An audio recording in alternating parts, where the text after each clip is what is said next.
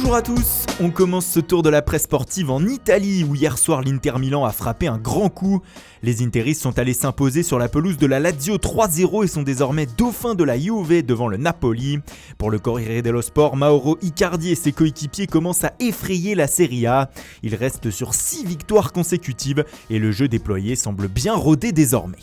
Ça jouait aussi en Angleterre hier soir avec un choc entre Tottenham et Manchester City et ce sont les Citizens qui se sont imposés 1-0 grâce à un but de Riyad Mahrez.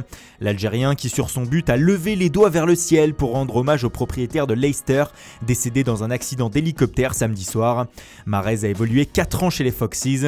C'est pour toi Vichai, titre le Mirror ce matin, un geste qui a touché la presse anglaise. Le Daily Express a choisi le même titre comme le Daily Mail à quelques exceptions près. Pour toi Boss, lâche le tabloïd.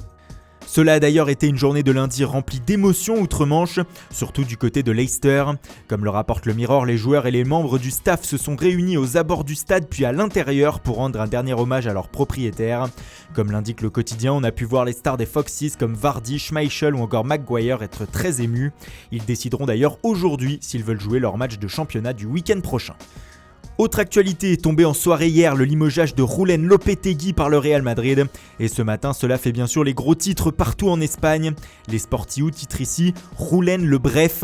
Le coach espagnol n'aura en effet tenu que 4 mois et demi sur le banc des triples champions d'Europe en titre. Pour Mundo Deportivo, l'ancien sélectionneur de la Roja a été foudroyé et l'humiliation lors du Classico a signé son arrêt de mort. Mais ce qui choque en Espagne, c'est le communiqué du club merengue pour mettre fin à l'aventure de son coach. Marca, pourtant journal pro-madrilène, affiche l'embarrassant communiqué de la Casablanca. Dans celui-ci, il est notamment écrit « La direction du Real Madrid estime qu'il existe une grande différence entre la qualité de l'effectif qui compte 8 joueurs nominés au Ballon d'Or, une première dans l'histoire du club, et les résultats obtenus à ce jour. Un affront pour Lopetegui qui lui a publié un communiqué où il remercie le club, qui fait aussi la une de AS. Le quotidien affiche aussi le visage du remplaçant provisoire de l'Espagnol. Il s'agit de Santiago Solari, actuel coach du Castilla et ancien joueur du Real. Juste au-dessus, on peut voir aussi que la venue de Antonio Conte n'est pas encore certaine. L'ancien coach de Chelsea aimerait un contrat plus long que les 2 ans proposés. Surtout, il n'aurait pas apprécié la sortie médiatique de Sergio Ramos qui a déclaré « Le respect se gagne, il ne s'impose pas.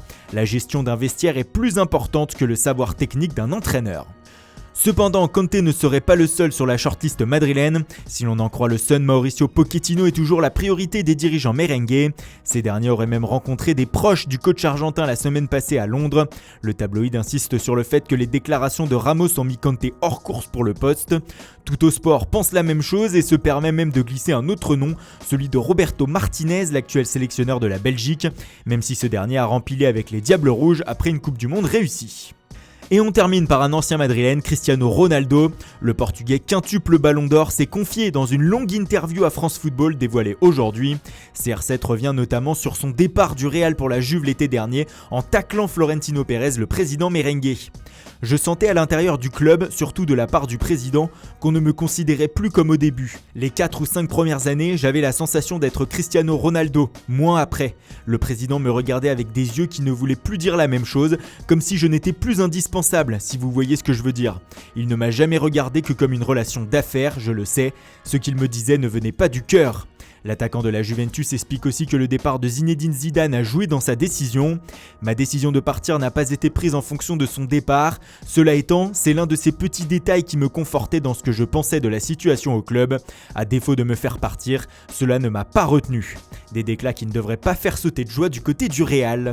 Voilà, c'est tout pour aujourd'hui. Merci pour votre fidélité. Bonne journée à tous et rendez-vous dès demain matin pour une nouvelle revue de presse.